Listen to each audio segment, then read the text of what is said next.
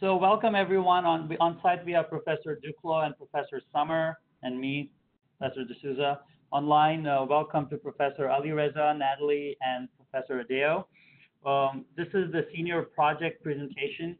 These students have been working on their projects for 8 months, starting with ECT 390 and then 492, 493, 494. They've stayed together in teams. Nobody killed anyone. They're all intact. The teams are intact. They're all smiling. They probably hate each other by now. But they stayed intact with their teams and they worked on their projects for 8 months. They learned a lot. They made a lot of mistakes, and we're going to see what they did in a few minutes. So the way it's going to work is I've allocated 20 minutes for each team. We have 3 teams here. The team will do about a 10-minute PowerPoint presentation to explain what the project is about, and then a 5-minute demonstration, a live demonstration with their project, and then 5 minutes for Q&A. Okay, so we have 3 groups, 20 minutes each, so that should be an hour. We might get done earlier, depending on how long the presentations are. So without any further ado, I will share the screen, and I will have the first group. What do you guys call it? Team Alpha? Is that what you call yourself? Team Auto Brains. Team Auto Brains start their presentation. Can everyone see my screen online? Yes. Great, wonderful. So let's start this, and it's all yours. Make sure both of you stand here. You can sit on the chair. Right here? Yeah, you can see right on camera. Right on camera. All right, go ahead. Hi. Good afternoon, everyone. My name is Ikram Khan, and this is Ryan Ziggy. And this is our senior project named Automated Vehicle Control Systems, and we're Team Auto Brains. So as you know, the auto industry is very huge. Me and my partner Ikram, we both like to work on cars. So both our majors are electronics.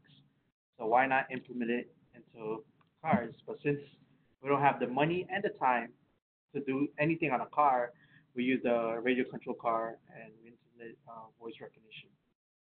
In this project, we're going to talk about our software, our design, the wiring diagram, and how we meet our deadlines.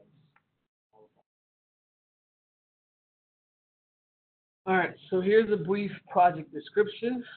This project is based on our automated features on an RC car. All the features will be voice activated, and we plan on specifying the features as if they were on a real car. Here are the following features we will include in the project. We have acceleration and deceleration, so going forward and back. And the vehicle will be just turning on, off. We will be also using solenoids to implement a lock and unlock feature. And the gear change we will not be using. And then we have a vehicle exterior lighting system that we also implemented on the RC car. So as I said, we choose a car because of the auto industry, and we think it's going to be moving in the future. As of today, some cars have these features, but not all. So in the future, we hope to see all these features in the cars to make the auto industry safer. We know that these features will be on the cars soon. So look out for it. All right, so here's our simple yet complicated hardware design. We have, just to briefly go over it, we have our microcontroller controlling all the commands. We use the Arduino board, and then we use 2 separate relay modules. The one module is for the motors, the forward, and there's one motor in the front, the back, that does the forward and reverse operation, and then we have the front motor that does the left and right. And then we use a separate motor for 2 solenoids to do the unlock and lock feature. And then the LED lights are just connected straight to the Arduino board since they don't need that much power.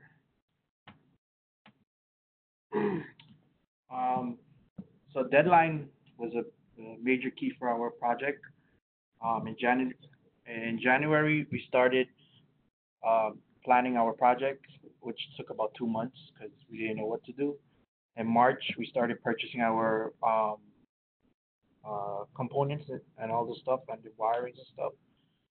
Um, in May, we basically figured out all the diagrams and wired up all the circuits and to try to test and add and the rest of the stuff. And in July, uh, basically tested all our projects. Now we're here presenting.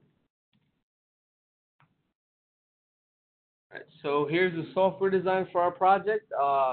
This flow chart just describes a single command. So we'll start off at the Android voice application, which is an app on a phone. You'll give the command. It'll go to the Bluetooth module. The Bluetooth module will, if it's using a Google voice recognition. So if it recognizes what you said, it'll go to the Arduino. If it doesn't, it'll say try again, and you'll give the command again. That command will go to the Arduino board, and once it sees the command, whether it's going right, turning the light on, it'll go to whatever the component is, and then you just turn it off. If it's on and you want to turn it off, then you can just start a new command after.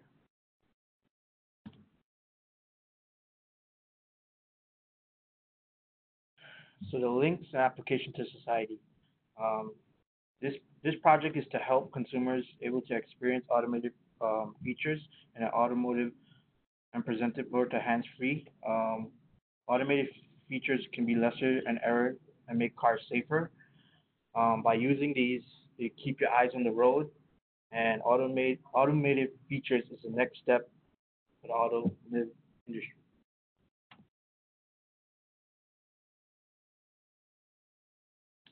So here are our project resources. In the beginning, we were confused on what topic we wanted to select. So Professor Duplos was the beginning chapter to our project. He helped us decide on what topic we wanted to select. And then the components, we purchased them, almost all of them, from Amazon and eBay. And then, of course, throughout the entire project, we had help from our great Professor D'Souza.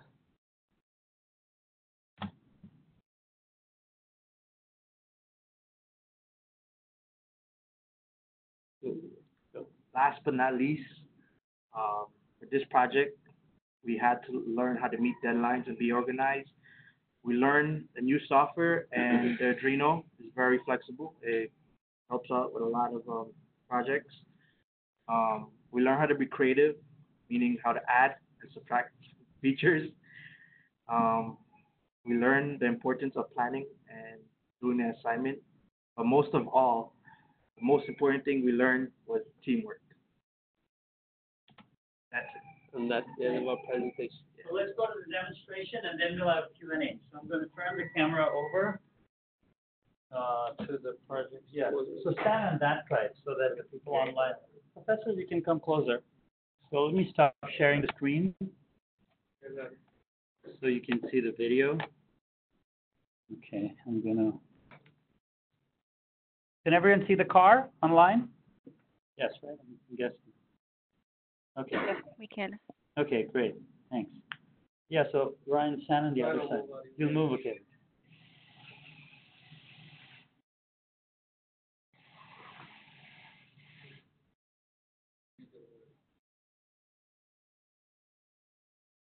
So as soon as you turn everything on, the Bluetooth module here is blinking, means it's not connected. So we're using an app here called Serial Link, which is like majority of the Bluetooth modules, they're just using a Google voice recognition to recognize commands. So once we connect the Bluetooth module to the phone, that light will turn solid, indicating that Bluetooth module is not connected. And this voice app is very it's Google's, but you have to be very you can't. The words have to be recognized or else it won't. You have to pretty much speaking very Clearly. So we're gonna start off with the lights first. headlights on.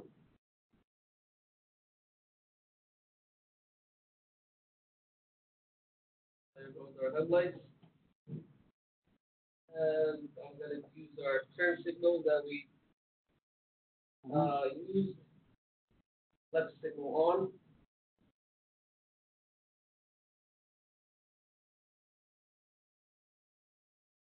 It'll blink like a normal car when you turn left or right.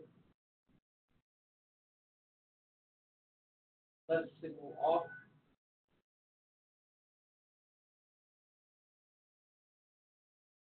There's a time delay between the app and when it's right signal on.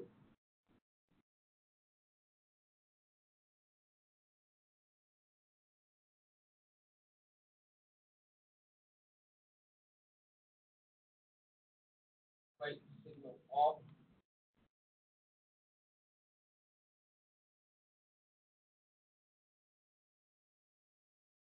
All right, and then my teammate here will continue with the moving functions of the project. Next, we're going to show how the order is working. Forward left.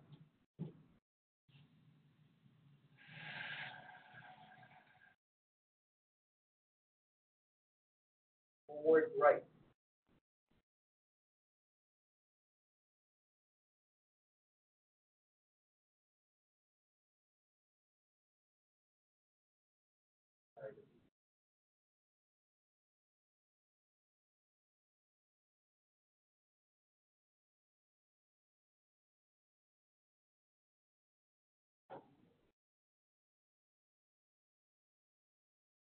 Yeah, maybe just show one more. Okay. Yeah. Yeah, I mean, so you'll connect the battery, show one more function, and then we'll open it up for questions. Yeah. So do reverse or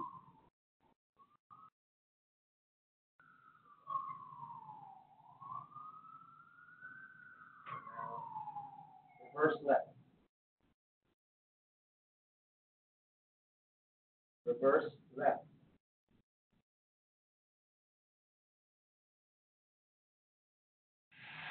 And you can either the reverse light. the stop work. Stop.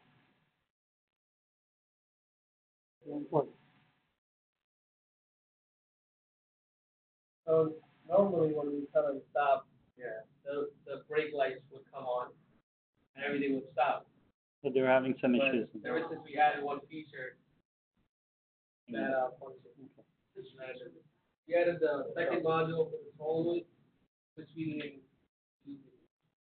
started acting like, yeah, we think it's some sort of a power consumption, it's killing this battery, weird, and then this motor would act up, and it was sort of a backseat that it's picking up power from the Arduino, and it's not functioning correctly. We also separated the power. Yeah, we added a third battery, well, a second battery, one for each module, but it was still somehow backseat from the Arduino. I think it's something good. No. Yeah, we did a, well, no, we did not. We wanted to, but it was, I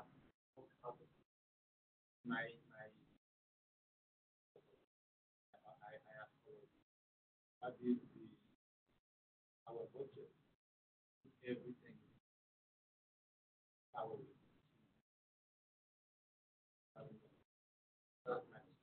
Minus 5.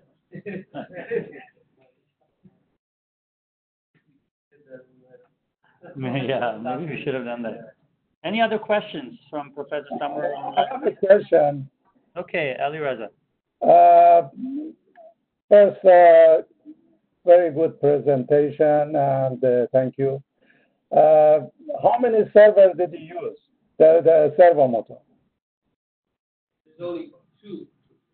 One for forward and back, and one for left and right. Okay. What's the duty cycle of the front servo?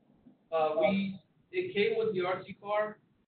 We didn't use our own, so we purchased this car and we just put our own stuff on it, but didn't really.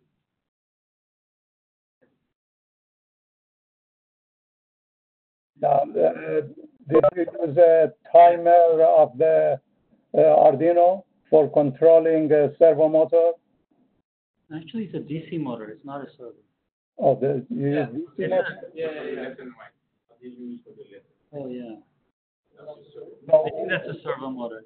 No. What's the maximum RPM of the front wheel? No. The thing is, both the motors came with the car, so they didn't look into the specs. Yeah, so they just used the car motors. Okay. Now, which one of you wrote the app for phone? Oh, what's that? We couldn't hear you, Professor. Which one of you wrote the app for phone? App for the phone. Oh, we did not write the app for the phone. It's a Google voice recognition. Oh, you did. Okay. Yeah, but they wrote the program for the Arduino, but not. Oh, okay. Any more questions?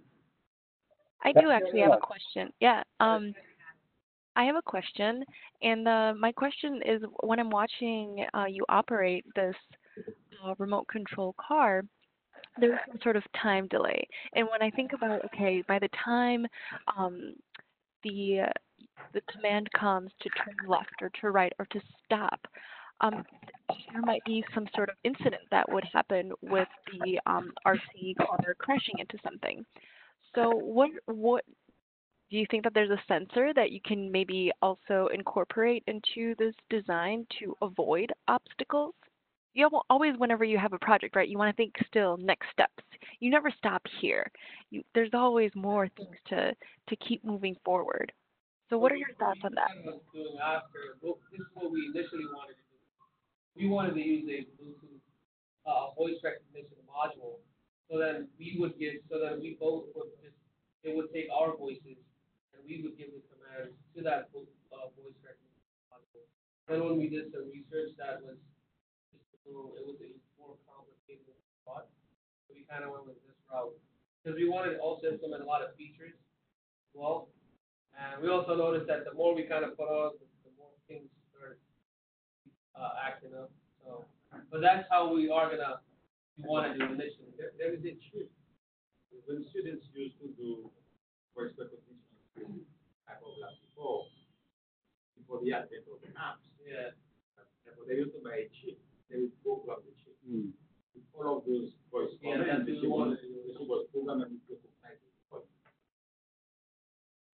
Okay. Everything we did research on, it was pretty much or just research on Bluetooth modules and apps.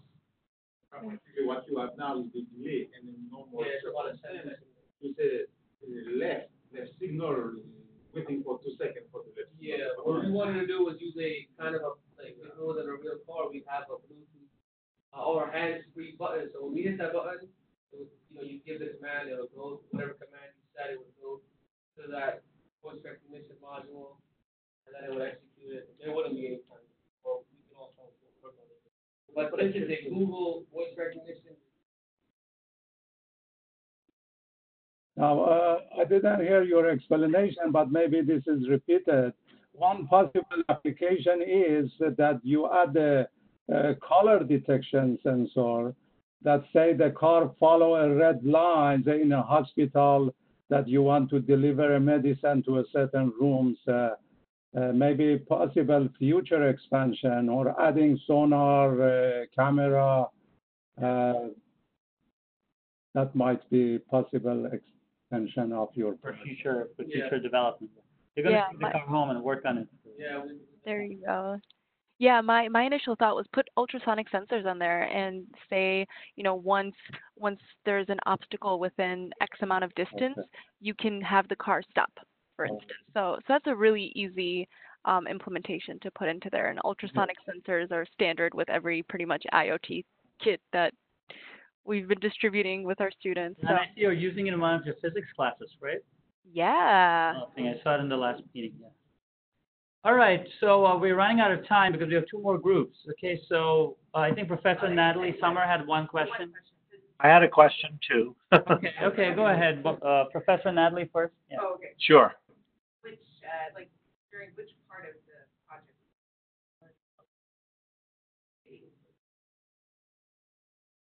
Well, first of all, I'm very surprised. It's very good. I actually want. I'm actually. We can't hear the audio. Can't hear. Can you talk louder? Yeah, I couldn't hear it. Sorry. What was the question? So I think I think the most interesting to me was motion of the car movement, and I can see that in the future because nowadays you see the car parking by itself and stopping by itself. So as they said, if you had put the sensors on the car, I would have been. I would think it would have been. Personally, I learned more to the end of the project. That's when we started going through some kind of issues, and we had to really diagnose things. We also found a few bad wires. We don't even know how they got so bad, but the way they crimped, I guess, we had to do a lot of diagnosis. We didn't really have much issues with the LEDs; those were just simple connections. But it was more with the motors and the modules. And then also when we had some sort of power consumption issue, the boosted module would connect. So those kind of things, figuring out how things work, learn more towards the end. So that's a better idea of the project. Professor Adeo. Yes. I had a question with regard to testing. I presume you developed some sort of a test plan or test scripts even, and the question is really centered on lessons learned from unit tests and system integration testing. Yeah. So like I told Professor Summer, she kind of. I didn't hear it all actually. Yeah, can you talk louder? So the mic is here. Maybe I'll move. Yeah. So every time our test plan was more based on each feature. So we would implement one feature and then test it, then implement the other features, test both of them, and as we would go, we would add things and test them. That was kind of our test plan throughout the project. And then once we had an issue with one thing, it was just pretty much backtracking what we did, where we could have went wrong, checking the code as well. Things of those nature helped out a lot. Thank you. Perfect. I do have one more quick question. Maybe this was answered earlier. What would be the cost for your project? Did you calculate a cost, overall cost? To be honest, we didn't really calculate the overall cost, but it wasn't. Some of the things Professor D'Souza had extra that he also gave to us, but I would say it was about $60. The car itself was $25. The Arduino was about $20, right? And then we just had to buy things along the way, whether it was wires or batteries, things like that we thought we needed as we went along. And it was Around 60. Around 60, yeah, around 60 bucks. Yeah, that's for the material. Then how about your time? Oh, it's fine. We got 2 hours a week. Yeah, 2 hours a week. For 8 months. For 8 months. Yeah. Okay. So because you got to really need to add that, that's your cost. Yeah. It's labor. Okay. Yeah. All right. Thank you, guys. Thanks. All right. We're running a little behind. So thanks for the questions. We're going to move on to the second group. Keep the presentation shorter if possible because we're running, behind, and the other professors may have other meetings that they have to go to. I want to make sure I finish by 1. Let me move this chair out of the way. So let's move on to our second group. So let me open your PowerPoint and let me share the screen.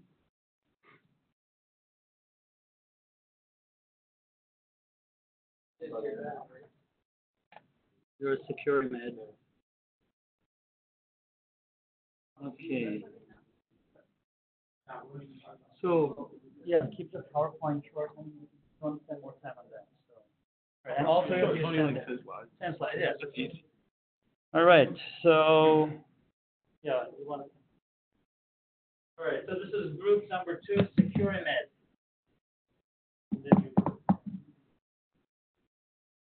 Hi, good afternoon. How's everybody doing? All right. Um, my name is Ron. This is Mohini. This is Dean, and together we're the security guard group. But before we begin, we'd like to acknowledge somebody who's been part of 99% of our courses here at DeVry, Mr. Duclos. You, sir, are like the true definition of an educator. Your love and enthusiasm for engineering truly shines through your lectures, and your passion and compassion to ensuring patient success is truly remarkable. And we're grateful to have you as a professor, a mentor, and moving forward, a friend. Thank you. Collectively, our group has over 13 years of healthcare experience, and during that time, one issue that we have seen growing exponentially is the addiction to prescription pills. And this epidemic has many contributing factors, such as misuse of prescriptions, and this can lead to other problematic areas such as theft. And so our mission here at Security Med was to create a simple, innovative system that would help prevent the misuse of prescription pills and theft of prescription pills. During our research, we saw different systems that are on the market that have analog security devices such as lock and key, but anybody who has high-speed internet can log on to YouTube, watch instructional videos on how to pick a lock, and then eventually have success in breaching that type of security. Other systems had a keypad as a security device, but many of us use that type of technology on our phones. And my 6-year-old son, he knows my passcode. He has no problems entering it and accessing my phone. So what we really wanted to do is uniquely design something that was uniquely, specifically for the user, and we did that by way of biometric scanning. And we also wanted to tackle the misuse of prescription pills, and one of the features that we added was a timer on the clock. The timer on the clock gives the user a countdown, and it tells them when to take the medication, helping the user keep a regimen, and at the same, most importantly, it tells the patient when not to take the medication. So we really took our time in designing this product because eventually it was for home use, and the design and the functionality had to be practical. So you can use this on any tabletop surface, like a nightstand, countertop, tabletop. We really took a lot of time in designing this equipment. So for example, what we did was we put the LCD on top of the box so that way the user can easily read the messages from the LCDs when they're standing over it. The biometric scanner is on the top right corner of the box, which allows the user to easily scan their thumb when they're in a standing position.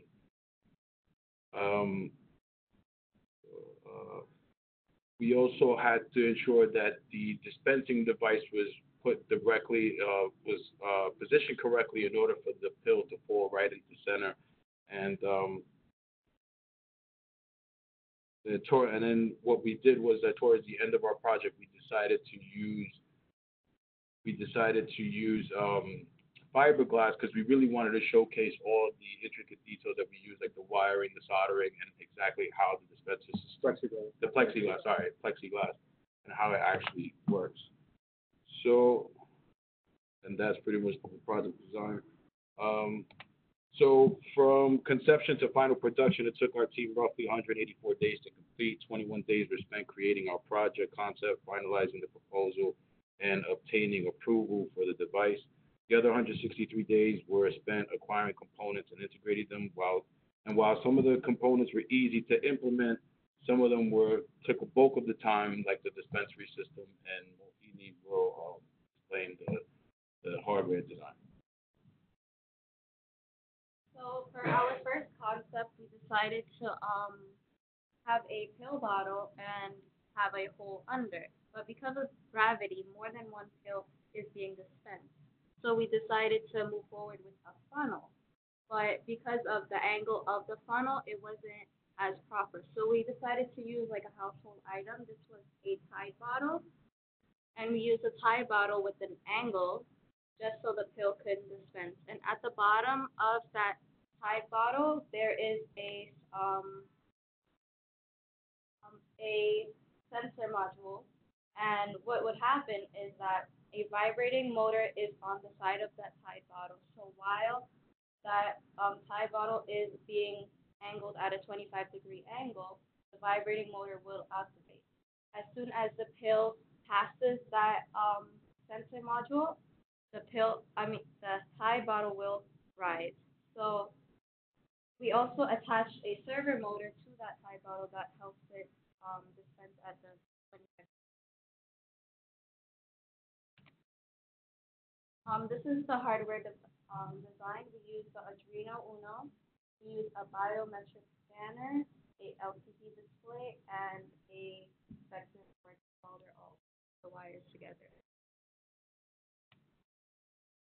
The heart and soul of the Secure Med box is the Arduino Uno, the R3 board. The versatile microcontrollers relay every bit of the information to each individual component, ensuring they operate as one cohesive unit. Beginning with the 20 by, I believe it was 6 actually, LCD display and biometric scanner for the fingerprints that can store 1,000 fingerprints with just 1 second of image time. All the components are soldered to the vector board, providing the 5 volts and grounding for the Arduino Uno board. And as you know, our mission is to create a simple and innovative system, and that's exactly what we did. The system counts down, depending on how you program it, to 0 hours on the LCD display, and asks the user to place the finger on the biometric scanner.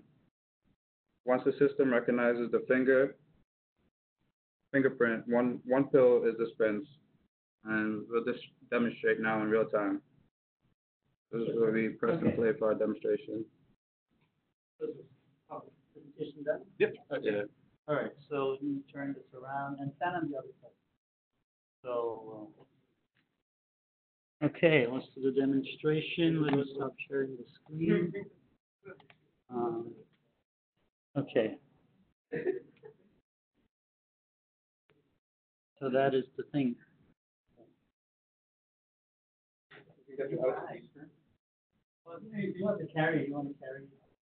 Okay, so basically, we have a program where it tells you the name of the thing, and the amount of time until the next pill that you activated this board with the dispense. Then, you decided. As time goes by, the biometric scanner lights up as a reminder.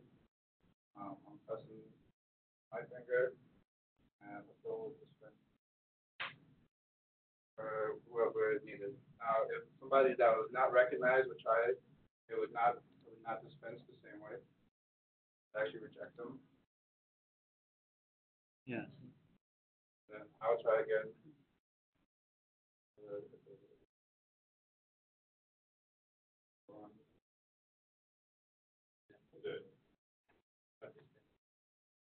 No, but what happens is there's a countdown, so after 5 seconds, it'll reset.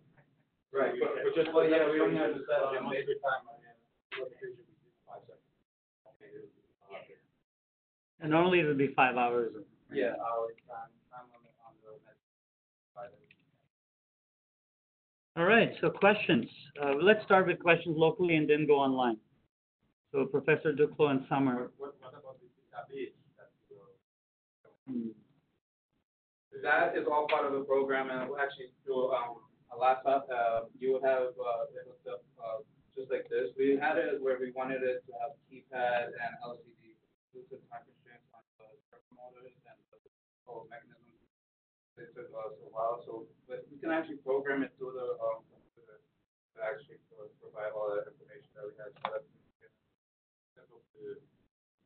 The medication, the hours, the speed.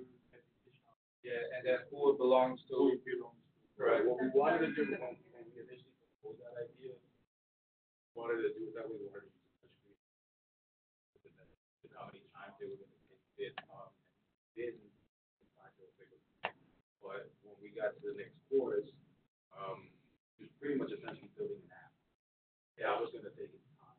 Then, but what brought up our attention was both of our time, which we spent 55 days creating.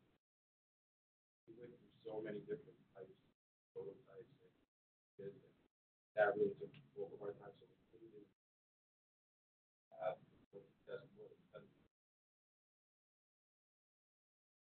Professor Summer, any questions? So besides, I guess, figuring out bill and everything, did you encounter any other issues during your process? I mean, a lot of it was just wiring, especially really wanting to just show off what we learned in the press, soldering, and just getting the soldering wires in touch. This motor, the vibrating motor, the wires are so thin. It's really hard. It was difficult soldering those and making like eyes. So, That's an issue where the LCD would work and it's like a lot of troubleshooting. What was the problem with that? Why? Yeah, the wire. Okay. Sometimes the sensor has its own programming where it would the vibrator sensor would trigger the light sensor. That would like if something's not correlating with that, then it would trip out the whole mechanism. yeah, so like if one component isn't working, then everything is all working together. So it's all sort of trickle down. Once the biometric scan works, then everything. Everything short. So yeah, it costs double. Any questions online? Yeah, this is Suga. I do have a question. It's a very neat project. I think it's a very useful project. The question is did you guys think about how you would program if you want to change this to a different user? So That would be a part of the app. So what we would do essentially was have different, because this can scan up to 1,000 fingerprints, 1,000 different people. So what we would do is have the prescription in the app or the laptop prescribed to that person's fingerprint specifically. And if you or that person, somebody else tried to use it, it would not scan. So is this thing, if you're scanning that image in a way that it's going to be stored with a company who's going to manufacture, or it's just with the user? Well, it's primarily for home base, so the user would be the one to program the fingerprints and each other individual user. So like Dean said, it holds up to 1,000 fingerprints. You can have multiple systems, and each user would be assigned a different medication.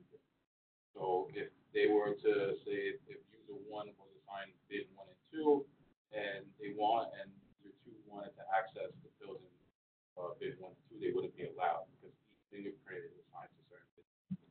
Okay, because that's good because of the privacy, concerns. The other question, just one more quickly is there any way it can be timed so that it would only dispense one tablet and you have to wait for another 4 or 5 hours after the second one so that people don't abuse it, that keep on That's exactly scanning and then getting all the medication at once? right. There's a counter on the LCD display that gives you a countdown on when's the next dosage. So just for demonstration purposes, it only counts down 5 seconds. Then it'll aspirate your finger, but once you put the amount of time that is needed per dosage, it'll only dispense during that time. So it'll give you a countdown so you can't access it. Okay, great. Thank you. That's all. Any other questions online? Adley or Alireza? Okay, I guess not. All right, so let's move on to the third and final group. Let me share the screen again. One quick question. What happens if fingerprint doesn't work? I'm sorry? What is plan B if fingerprint doesn't work? Well, we really didn't encounter where the fingerprint wasn't scanning correctly. Because someone like me that washing dishes at home, I have always difficulty for fingerprint. So what is plan B? You have to add maybe some switch to bypass fingerprint. Maybe password. Oh, yeah. Yeah, so they would probably use maybe a password or something that could be used. All right, so let's go on to the third group. I put your latest one. Okay, let me share the screen and open the PowerPoint.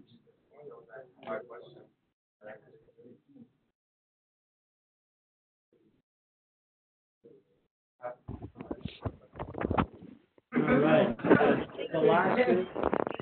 All right. Package lockbox. All right, go ahead, Dad.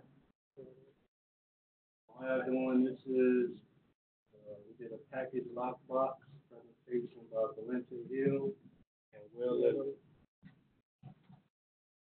So basically, the idea of the lockbox was to make something secure for your packages. As you know, there's thousands of packages being stolen every day. So we wanted to create something to, I guess, have your packages more safe. Yeah, to prevent that from happening, from packages being stolen from your homes, from your businesses, and things of that nature. Well, this is to give y'all an idea of what it was, something we was aiming for to kind of actually look like a. Because what we're going to show y'all looks nothing like that. Basically, the package lockbox makes receiving a package 10 times less stressful, with the assurance that no one is able to open or steal your package, because it will not be delivered and left outside in the open. The package lockbox is unique because it gives a person the security they need, knowing when it's being delivered to their home will be 100% ready for them with no problems, no matter when or what time they go outside to retrieve their package. This invention will benefit everyone that has it. The lockbox will have a motorized door panel that will open and close when needed. The LCD screen that reads locked and unlocked. Keypad to type in the key code.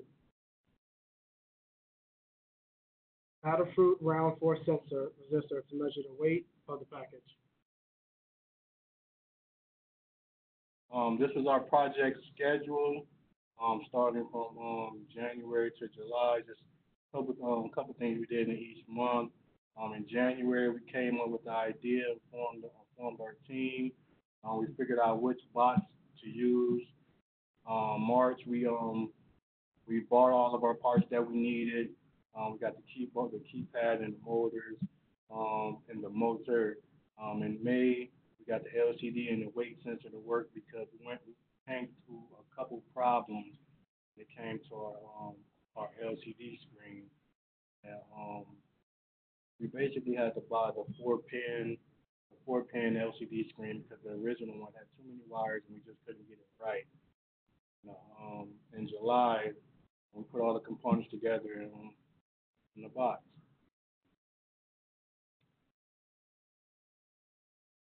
Basically, this is what the lockbox initially looked like, empty.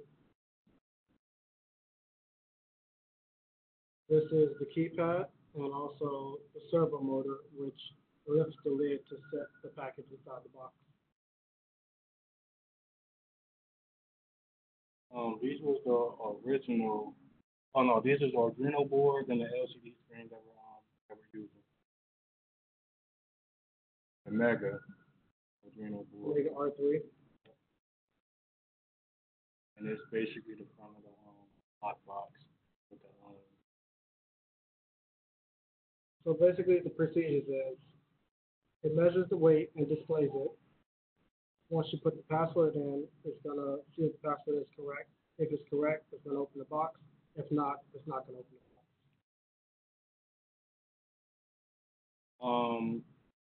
It gives a sense of security and protects packages in inclement weather. The package is supposed to be like an idea, even though we're using a powerful. Just a prototype for now. Yeah, so any weather is supposed to be. So basically, we use Amazon for most of the parts, Google to help with a lot of the codes, and of course the Arduino store. A couple lessons we learned was patience is key. Mistakes will happen. Some codes must be perfect, or they may not compile correctly because we had a couple of headaches when it came to the codes at the beginning, and it will be trial and error.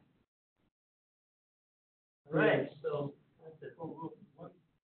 I know the reason behind the project, but I don't think the audience knows the reason why you decided to have that type of box.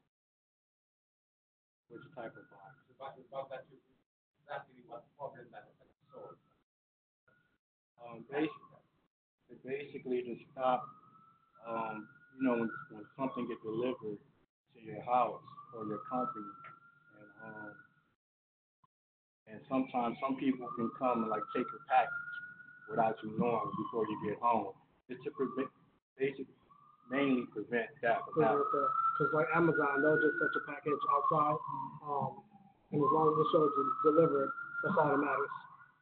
So if you have the lockbox, then I have to go in the lockbox. In that case, the UPS have a code. Yes. They put it inside. Yes. Exactly. Yes, the delivery person and We'll have the code, yeah. And it's gonna show the weight of the package to make sure, that something's in the box and it's gonna be the exact weight that was scanned and it's not a different item.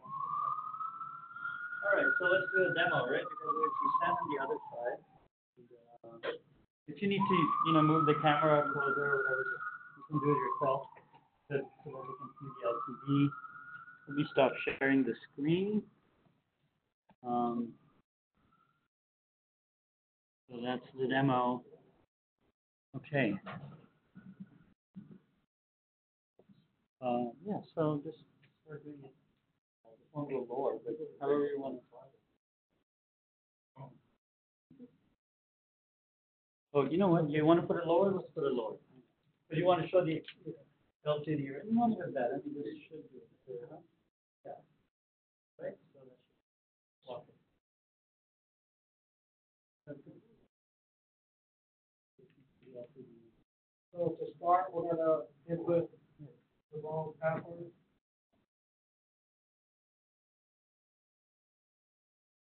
So if you can see, it'll say password entered. The box won't open. Put the right password.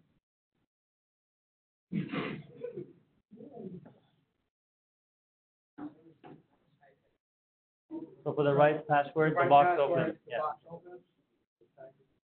Just put the package inside. Yeah, so you open and close.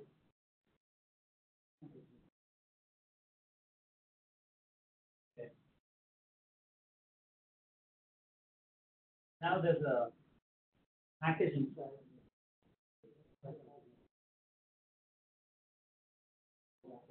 Where's the umbrella?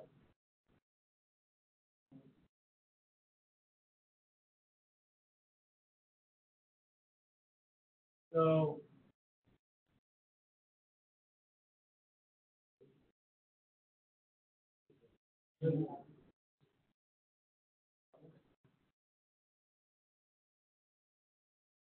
yeah, we're trying to show the weight working.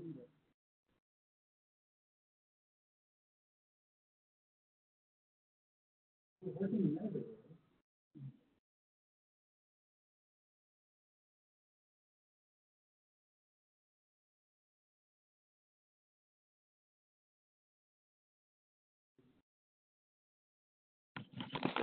Every day.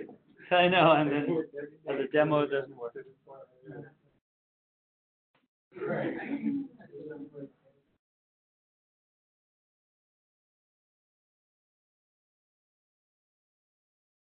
something wrong with the weight sensor. So the project works, but it's not showing the weight correctly. Oh well. All right. Any questions? Let's start with questions from Professor Summer and Duplo on site, and then we'll go online. Oh, you asked your question, Professor Summer.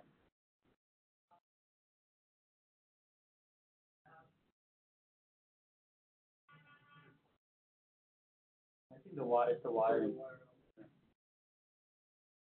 The weight, the weight reading to No, that there's something inside, yeah.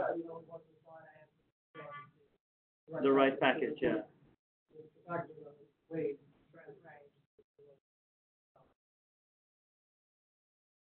The weight will correspond to the information from the Yeah. So there's a laptop.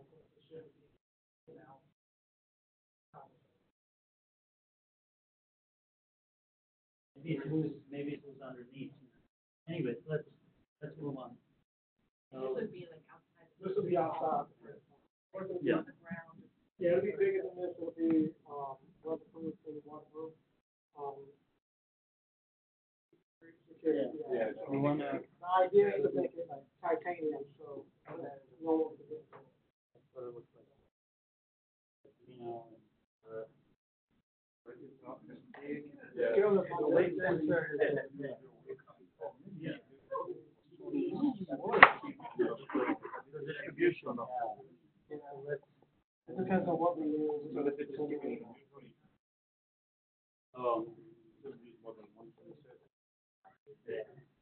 When it works sometimes. It works all the time. It works for weeks. Right, not working now. Yeah, I'll wait on the last. Anyways, questions online. Any questions online from? Just a comment. I think the concept is very good. The comment is like, how would we, modify the password all the time? Because you have to give it to the delivery person in order for them to, keep the project. Maybe as a future expansion, if you think, as a user, if you can somehow or other remotely reset the password and always give them unique codes, that way you can make it more secure.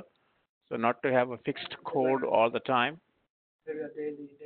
So every time if you are expecting a packet, you should be able to generate your own code and then send it to, the UPS or FedEx or so then you can reset it right away.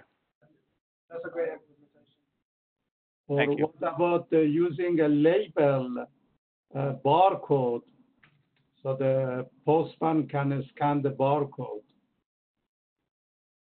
That could be another idea. That was one of our original ideas. That was the original idea. That was one of our thoughts. That was a little bit more complex. Which one of you programmed the servo? Well, We all did it. We started off with code off Google. Okay. What's the duty cycle of the servo motor you use? I don't think we checked. That's the problem with Arduino. The function does that for you. Yeah. That's the problem with the Arduino. Yeah, that's one thing with the Arduino. You just say servo and you just tell the angle at which it has to turn. You just and it takes care of all of those things for you. Yeah. And that's why personally I'm against the Arduino in our home. Oh, because it's Because easy to use. you don't understand what's going on. You just use the function, and the function doesn't make it go. Yeah, that's more of like a DC motor thing that you can program the power distribution and things to that nature. But what I wanted to chime in and say is that you should all be super proud of all the work you've put into, and it's this is part of also when it comes to senior projects or even competing, because I compete with my robotics team, and a lot of times this happens too. It's showtime and it's like it works when you're practicing, it works the night before, and then it comes to the competition or it comes to the presentation and it just doesn't work. So don't be frustrated. You should all still be super proud of what you've been able to accomplish in these few short months. So great work. Thank you. Yeah. Yes, excellent work. Thanks. Yeah, good job, everyone. Good job, everyone. The projects are good. I echo Natalie's sentiment. Yes. Pretty yes. good. And here's the room with everyone in case you couldn't see earlier. So thank you all professors for coming. I know you're all busy with stuff, but thank you for coming and seeing what our students are doing, especially in the CET. And with that, I'd like to close. This meeting is being recorded, so I will send the recording to everyone so those who missed it can watch the recording later. Thanks once again. Oh no, Thank you very much. for the Thank you for the opportunity. invitation. Bye, Thanks. everyone.